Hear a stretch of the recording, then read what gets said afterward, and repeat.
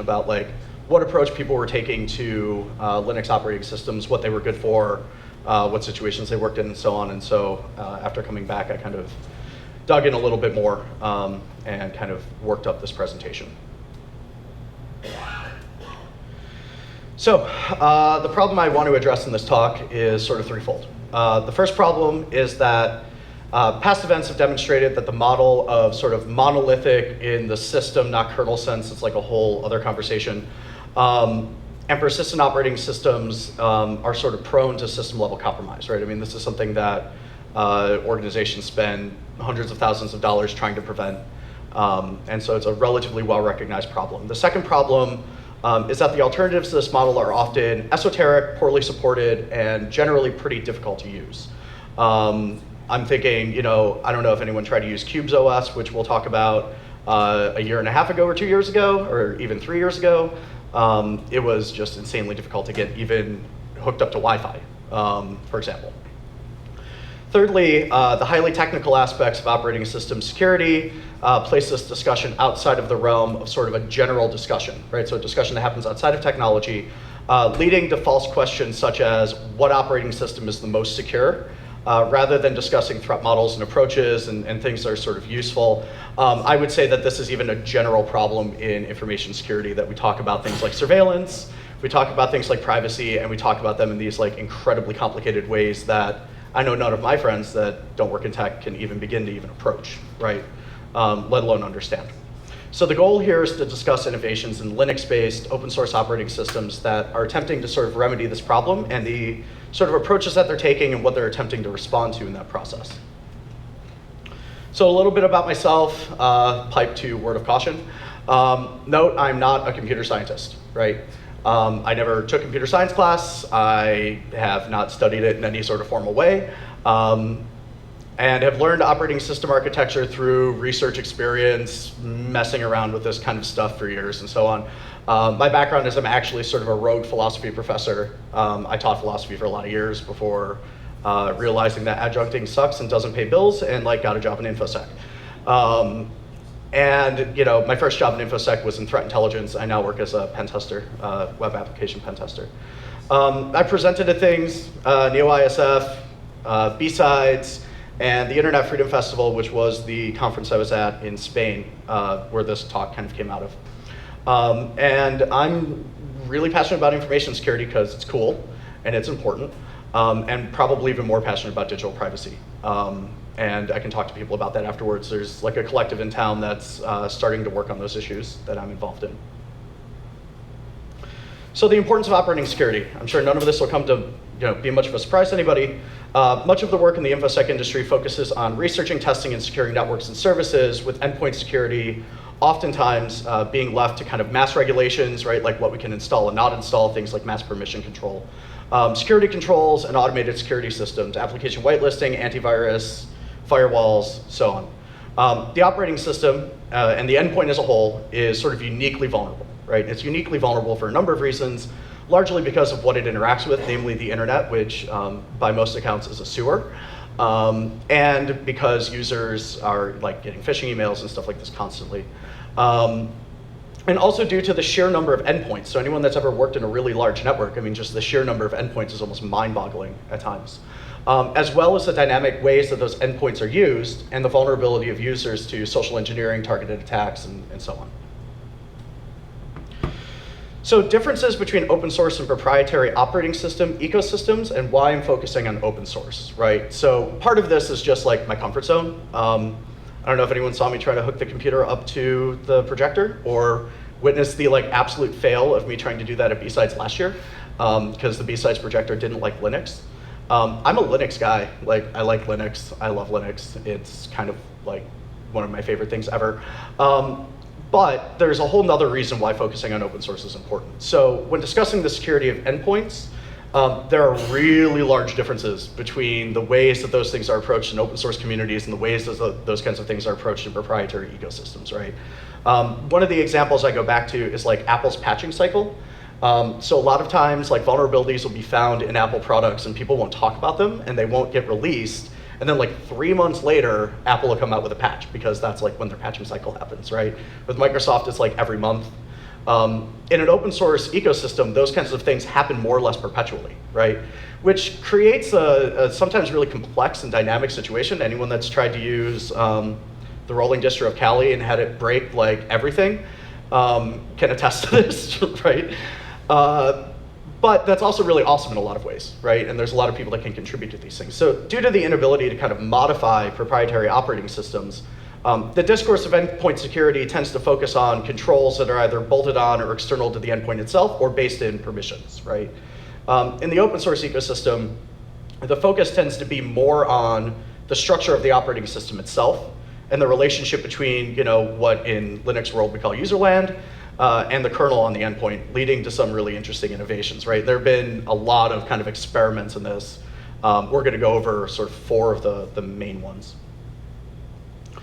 The problems with the discussion of secure open source operating systems is a separate sort of problem set, right? Often in open source communities, especially at times in which digital privacy kind of seems under attack, right? Right now, the question often arises, what is the most secure open source operating system? I literally cannot tell you how many times I've been asked this question, and like, wouldn't have to work a job if I had $1 for every time it got asked. Yes. What is the most secure? Tails. Conversation over. Yeah, the one that's turned off. One that's not hooked up to the internet.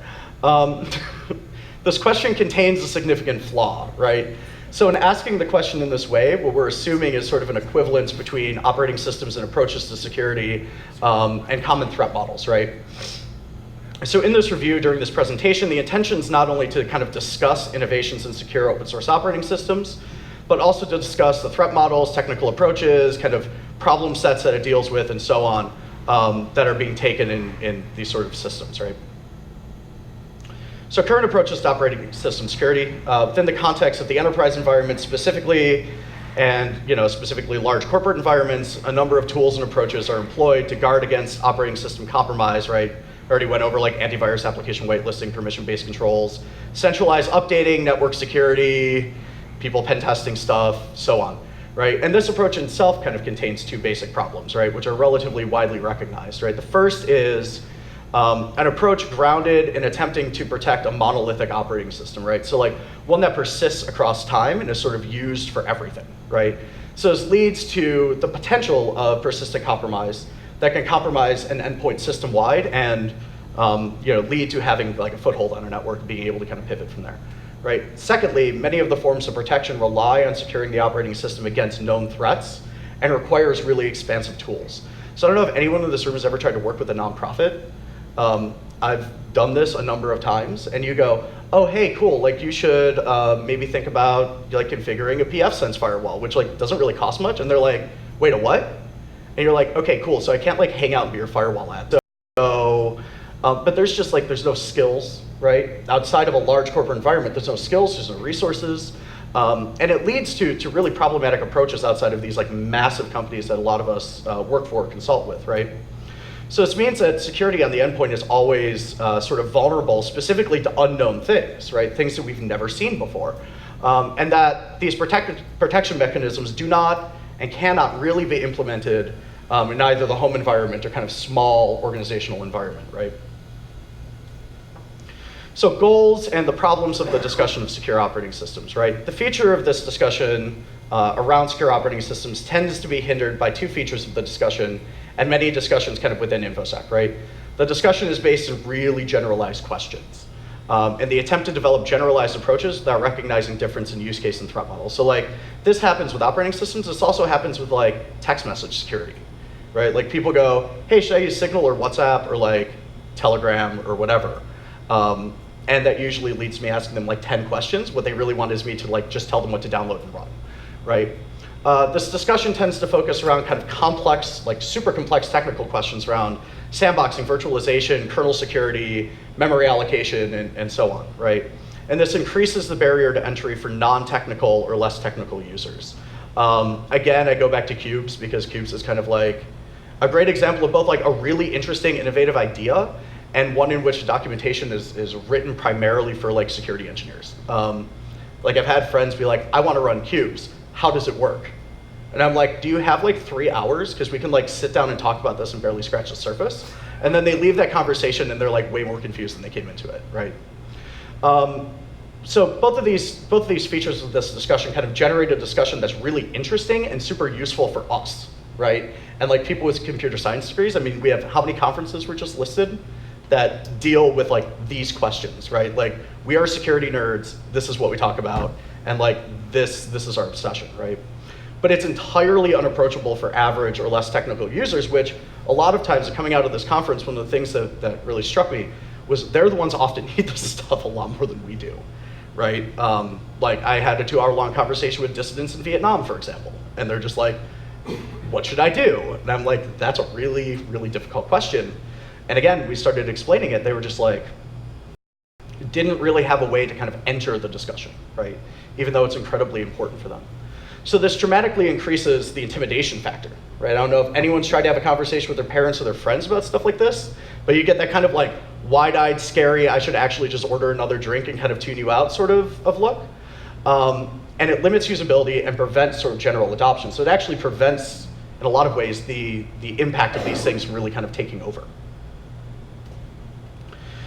So methodological shifts in contemporary Linux approaches to operating security. So the discourse around these problems in the Linux space has tended to revolve around eliminating a number of very distinct problems, right? The first is based on the question of how can the approach to operating systems shift to incorporate security on an architectural level, right? As opposed to relying on network level security or installed applications, right? Antivirus, et cetera, for security. The second question tends to focus on how can we move beyond an approach grounded in known threats and into an approach that protects the system if compromise occurs, right? So rather than like basing everything on like what we know could happen, how do we start to future-proof stuff, right?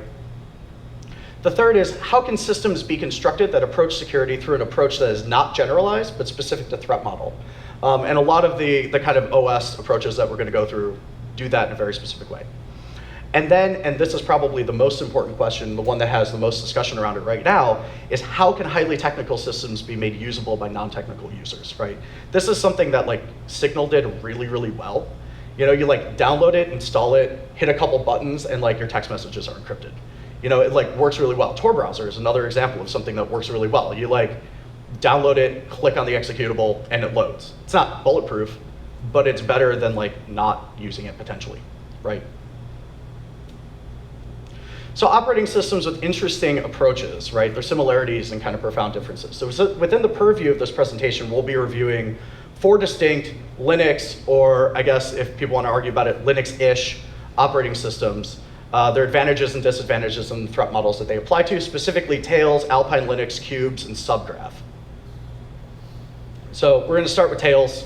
Everyone, this is probably the most well-known operating system, secure operating system in the Linux ecosystem right now. So Tails is kind of based around 3 fundamental principles, right?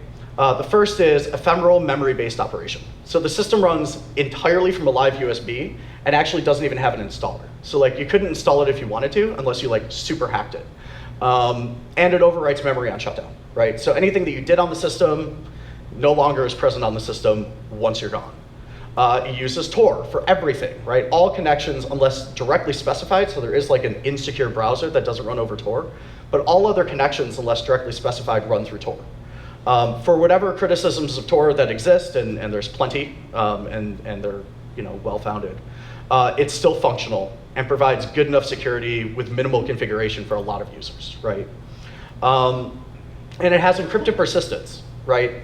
So the big threat model of using a USB for everything is that if you lose a USB, you're kind of SOL, right?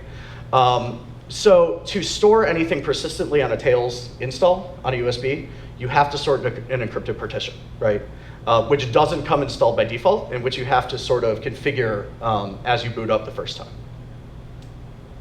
So it has a number of distinct advantages, right? It's relatively easily used, and disks are relatively easily produced. So I don't know if anyone's ever, just for the sake of like making a point, gone and tried to produce like 10, 15, 20 Tails disks. You can do it in like under an hour. It's like really fast. Because you clone them from the running system, which is really cool. The system runs entirely in memory, making forensics difficult and physical device seizure unlikely to render results that could compromise the system as a whole, right? The ephemeral nature of the system limits the persistence of compromise. So like if you get popped while you're using a Tails disk, it's not going to persist very long unless it somehow figures out a way to migrate into the persistent partition. The use of Tor anonymizes a user to a significant but not bulletproof degree. The use of encrypted storage limits the impact of physical USB seizure. I know that this was really important when I talked to people that were from Bahrain that were using Tails, because they would get arrested and all their stuff confiscated relatively regularly. As a US-based system, it is supremely transportable, right? You can like throw it in your sock or your pocket or like whatever, and can be used on a wide variety of hardware. So like Tails will pretty much run on almost anything. I've found maybe systems from like 10 years ago that it has some problems with. But anything that has like 2 gigs of RAM and a dual core processor, it'll pretty much run on just fine.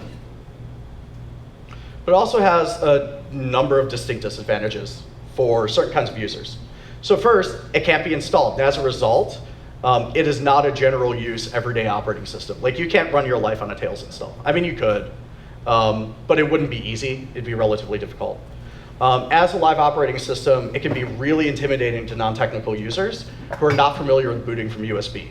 So like trying to debug that over a phone and having to have the conversation of like, what kind of computer do you run? Oh, it's a Dell? Which one? From what year? Oh no, you hit F7. Oh no, F7 didn't work, you hit F12, right? It's a supremely confusing process. It has a very limited set of applications. So most of the applications are based on communication, right? You have your Pigeon install, you have your browser, you have things like this that allow you to communicate with other people relatively regularly and securely, but it doesn't really run a lot of other things, so you can't. I've tried to put package repositories into the Tails like app sources file, and it just kind of barfs and dies. So you can't really add things that way either. It's often confusing to explain persistent storage features to people and to remind users to save files in the right place. Yes? Depending on what you're trying to accomplish, especially if you're concerned about endpoint security, and not necessarily the user's data per se, why couldn't you use Tails and back end with Google Docs? You could, You know? potentially, right? So then you don't have to worry about mom's PC getting popped. She turns it off, she turns it back on. It's back to normal. That's similar. It's similar to an approach that some people have taken trying to combine Tails with like sandbox.io in like a very similar way, right? But that's definitely something that could be done, right? Like you could kind of hack your functionality on this to do that, right? And then the final kind of disadvantage of this is like USBs are like incredibly easy to lose, especially in like conflict situations or like high stress, high risk situations. So the threat model and use case, right? Tails is not an operating system that's really structured for like general users to use every single day, but is primarily built for a subset of really high-risk users in high-risk situations, right? So the system itself, by centering on encrypted communication, storage, and ephemeral system structures, operates well in kind of the following situations, right? Situations in which persistent operating systems on a singular system would be a distinct risk to a user. So like having a laptop that you're carrying around all the time that runs an operating system that you use consistently, or say you live in Ghana and the government routinely employs malware and you don't really want to have a system that kind of persists over time. Secondly, would be situations in which circumventing surveillance and internet censorship becomes essential for communications and personal safety. Thirdly, situations in which storing a small amount of highly sensitive data is absolutely crucial. So one of the use cases I've heard for Tails is like in the Middle East during the Arab Spring, people storing videos of demonstrations on Tails disks and smuggling them out of the country, right? That was something that came up a lot during this conference. And finally, situations which require security, but in which consistent access to a single system is difficult or impossible. So there was an NGO there that was talking about using Tails for like refugees. So they don't have a laptop, they don't have a desktop, they're not like on the same computer all the time. So this actually becomes like a really interesting model for like mobile operating system in a certain way. So next I want to roll on to Alpine Linux. Has anyone ever played with Alpine Linux here? Anyone? Has anyone played with Alpine Linux before? It's pretty fun. So Alpine Linux is designed to be as small as humanly possible, right? So the entire system outside of the kernel is like 5 megabytes. Like that's it. The entire ISO with the kernel, I think, is like 110 meg or something, and it can run on like the most minimal hardware. It's designed to utilize a variety of mechanisms to protect the kernel in the event of compromise, right? Which I'll get into.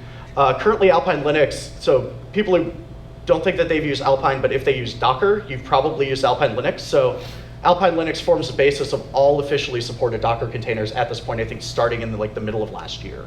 And this is due to the system including tools like BusyBox, so it has a lot of utilities through like BusyBox, and being based around like GRSec and the PAX patch of the Linux kernel, and the fact that all userland binaries on the system are compiled as position-independent executables and configured to prevent kind of stack buffer overflow attacks, right? So it's like a heavily armored kernel, essentially, is all Alpine Linux really is. So the advantages of this, it's supremely small.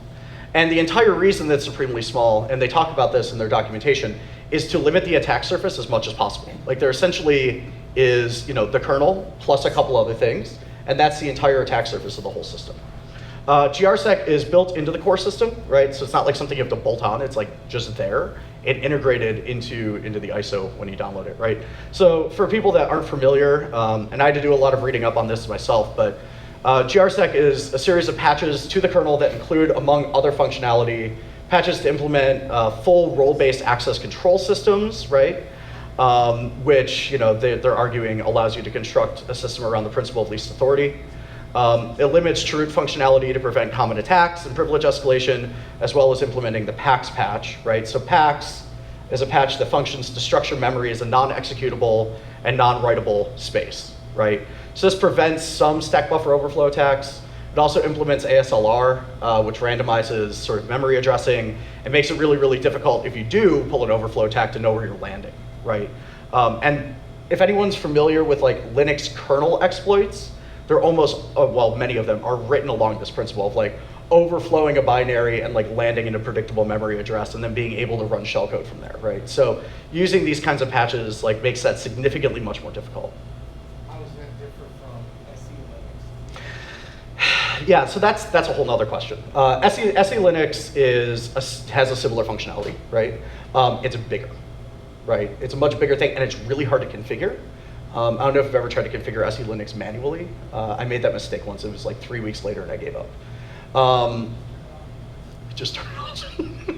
It's like, oh no, I can't get stuff through my firewall. I'll just turn it off. But yeah, so they use GRSec and specifically the patch functionality in GRSec because it's just like smaller, right? That's the logic there. So the disadvantages of Alpine, right? Like Alpine's not a fully featured desktop operating system, and it's not really designed to be. Me and a friend of mine underwent an experiment of trying to build Alpine into a full desktop operating system, and just the sheer number of things we had to install to make it actually function made it totally not worth it, right? Package management is really, really difficult. Like they use a package manager called APK, and the list of available packages is extremely limited, right? And that's all, of course, very intentional in a lot of ways. So it installs without a GUI, right? So when you land on an Alpine system, you just have like the blinking cursor and like no instructions pretty much. And this makes it really difficult to transition into a fully featured desktop operating system or really do much of anything if you're not super comfortable with the command line, right? The process of making it functional reminds me a lot of like installing Arch, right? It has that kind of like, there's nothing here, I have to read documentation for everything. So every package installed on the system sort of violates the basic underlying principle of the security model, right? Which is that the system is secure because it's really small and highly secure. So everything that you install on top of that compromises that to some degree, potentially. So the threat model and use case, right? That we have to think of Alpine as not so much of a system that's centered on the end user, but one that's uniquely capable of hosting, in the case of Docker, right? Highly transportable and secure services. Which is useful in kind of the following situations. Like I've found Alpine super useful for these exact reasons. Situations in which services need to be externally accessible, but are really highly likely to be attacked. So that's like anything on the internet, right? Situations in which transportable applications are necessary, right? Either for temporary use or for more permanent use. So like if anyone's tried to deploy an application across dispersed architecture, right? Or if anyone's had to tear a server down and like set it back up because you screwed something up. Having things kind of contained and transportable is really helpful, and this is a really good use case for that. Situations in which redundant infrastructure needs to be constructed to prevent takedown, service elimination, and this construction needs to be more or less automated, as in the case of like Docker containers, or people have even talked about building like Tahoe LAFS storage clusters with a basis of Alpine Linux in Docker, right? So the next OS I want to go over is Subgraph OS. This is where we start to get into the more like persistent everyday use operating systems. Yes, Charles. Just to interject real quick, that you tried playing with Boot to Docker. With what? Boot to Docker.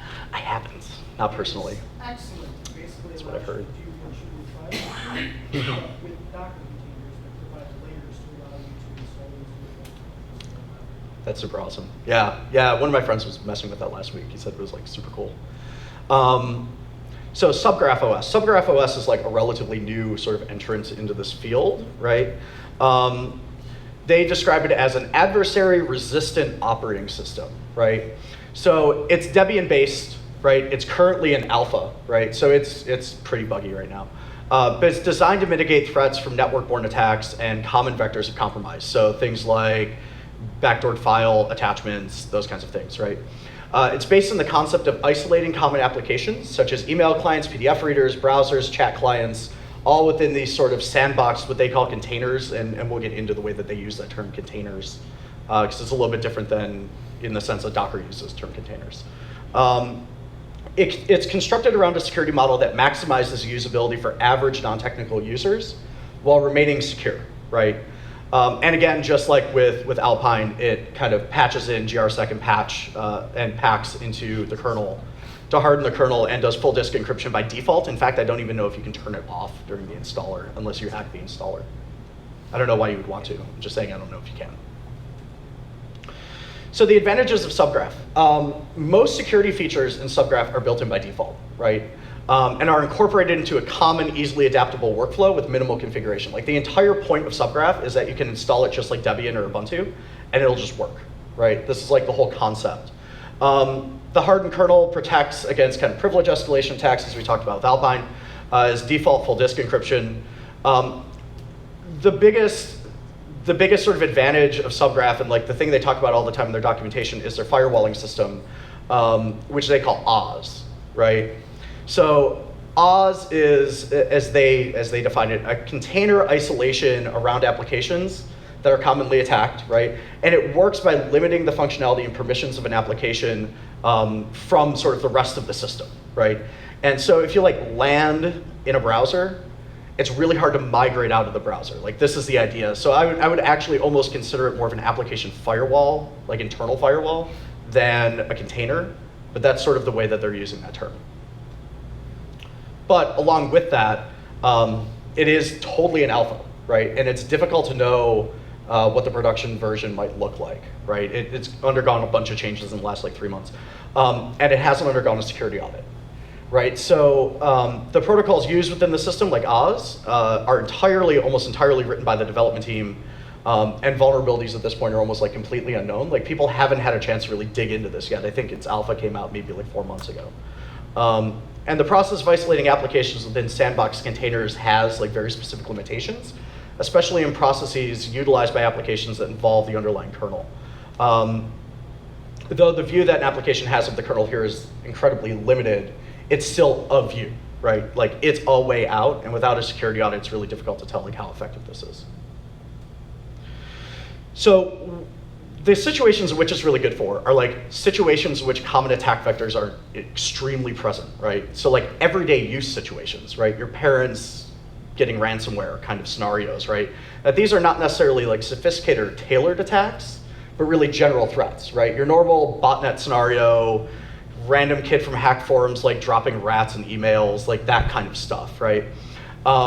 It's effective potentially in situations in which a user is attempting to utilize a system for a really long period of time, primarily as their primary operating system. So I don't know about how many of you in this room do this, but like I have multiple laptops and they like do different things and they have different operating systems on it because of that. This would be something that I would consider running on like my main laptop, right? The thing that I do most, like manage most of my life through. Situations, and specifically situations in which the users themselves are really non-technical and maybe using a Linux-based system for the first time, right? And they need a pre-configured system that will provide adequate security against common threats. It uses like GNOME 3 for desktop. It's structured specifically to look as non-esoteric as possible. And they spend a lot of time on the aesthetics of it, so it's like as unintimidating as it possibly can be.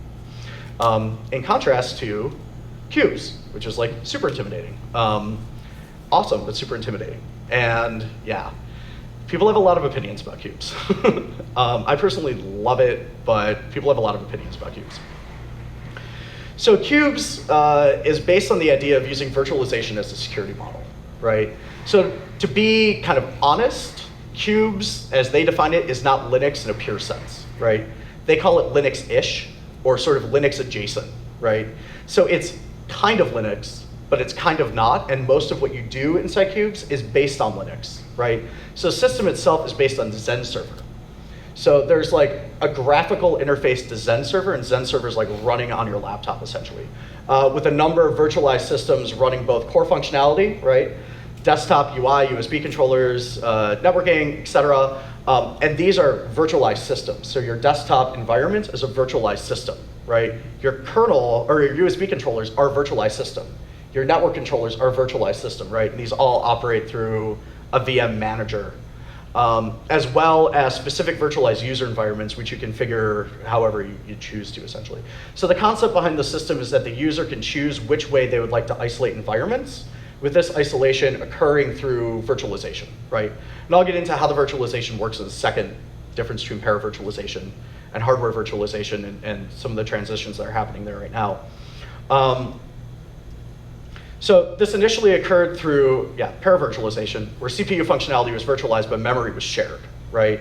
And so now they're kind of into Qubes 4.0. As they move into Qubes 4.0 in the next couple months, they're moving into full hardware virtual machines, which both isolate processing and memory.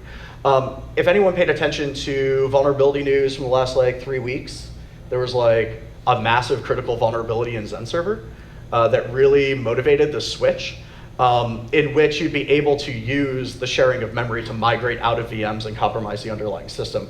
Anyone that's followed Zen server for a while, that's like not the first time that's happened, right? So VMs are based on templates, right? These templates can be uniquely configured and updated, allowing a user to either completely isolate a system based on application or sort of base or isolation methodology around their use case, right? Banking, personal use, sensitive use, privacy, pen testing, whatever. And you can even, you can go as far as like running Windows inside Qubes. There's like a way to hack it to run Windows. So the advantages of Qubes are primarily that virtualization, if implemented correctly, provides a form of application or system isolation that's very, very, very, very, very difficult to migrate out of unless there's shared memory. The use of virtual machines and disposable virtual machines, so there's a functionality for disposable virtual machines, like one-use VMs, based on templates, allows for single-use or limited-use machines with the ability to delete the machine after use, right? Which makes things like forensics on a machine very, very difficult.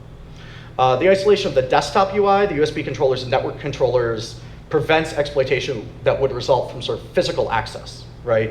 So, Stuxnet style scenarios. It also contains built into it a Unix VM, so I don't know how many people have ever played around with Unix. And it contains this by default. It's for Torified browsing. There's also a Unix firewall that you can route all your traffic through, things like this, and it does full disk encryption again by default in a way that you can't really even turn it off. So the disadvantages of Qubes, which in the InfoSec scene have been talked about at great length. So Qubes is a security-centric, but not necessarily privacy-centric distribution, which leaves anonymity and the encryption of network traffic up to the user, right? You can run everything over Tor. You might choose not to. You can run VMs in your containers or in your VMs, or VPNs in your VMs. You might choose not to. That's pretty much up to you. It can be supremely difficult to configure. And documentation is super spotty, especially right after installation. So it took me a week to get my Wi-Fi working the first time I tried to install Qubes, right? And then the underlying Zen system has had some difficulties with security recently, right? Specifically in the realm of memory allocation and isolation. And a number of recent critical vulnerabilities, including the one announced in early April, have come to impact Qubes, as well as like 2 or 3 before that. So the threat model and use case. Qubes is really useful in sort of situations in which a user is undertaking known risky behavior, which is likely to result in compromise. So like things like threat intelligence work, adversary research, OSINT, malware analysis, dissident activities, things like this, right? So you can kind of spin up a VM for that and then just like tear it down. It's also really effective in situations in which physical seizure of a device is likely, right? Because of full disk encryption, take your battery, throw it out, it becomes really difficult to recover your hard drive. Situations in which a user needs to separate various online identities or sets of tasks in such a way that one would otherwise require physical system isolation. And in the Qubes documentation, they specifically talk about this use case in which someone might have 4 or 5 different laptops, right, for different uses. They might have, a completely air-gapped machine and like maybe a personal machine and maybe a research machine or something like that, and how they were attempting to kind of wrap all that functionality into a single operating system. Situations in which technical users need to have system-level separation of tasks and processes, right? So again, these kind of like, for either privacy reasons or political reasons or reasons of risk or so on, right? So the conclusion. These are just some of the more commonly cited examples of innovations in kind of Linux or Linux-ish operating systems, and there's others, right? There's a lot of others. Clearly, we can say that even though these can be kind of grouped together in an incredibly general way, and there are some common practices, right, like utilizing GRSec, for example, they address really different threats and use cases, right? Some of the operating systems not mentioned, for example, like ADHD. I don't know if anyone's ever played around with ADHD, the Active Defense Harbinger distribution. It's pretty fun. It does a lot of really interesting stuff. They take a very different approach, right? So ADHD is a kind of offensively defensive operating system. Right, so this makes the discussion of the most secure Linux operating system a moot point, right? That it's an impossible question to really answer. Just like with any security discussion, it's important to clearly sort of map out threats that you're attempting to mitigate, choose an approach that fits that assessment, right? And be willing to have that long conversation with people, even though it sometimes might be incredibly frustrating, right? Especially if our goal here isn't just to make the places that we work more secure, but generally to like make general users more secure and inform people of things. We have to do a good job of like breaking out of our InfoSec bubble and be willing to have those conversations, even though they might be really difficult. So that's all I got. Does anybody have any questions on any of this stuff? Points of discussion? Yes. I'll just work my way around the room. Why haven't you considered any of the 3D and NEOISF? I am not super familiar with BSC. That's literally the answer. I played around PF Sense, and that's more or less it. Because it's designed to be more secure than all the others. Yeah, no, that's like a familiarity question, primarily. I think that's the case with a lot of this discussion, too. It's like a familiarity question. You didn't really cover Qubes. I didn't cover Whonix. There's a reason for that, and it has to do with maintenance of the system over time. Doug. Can you run tails inside of Qubes? I tried. I did try that. I did get it to work.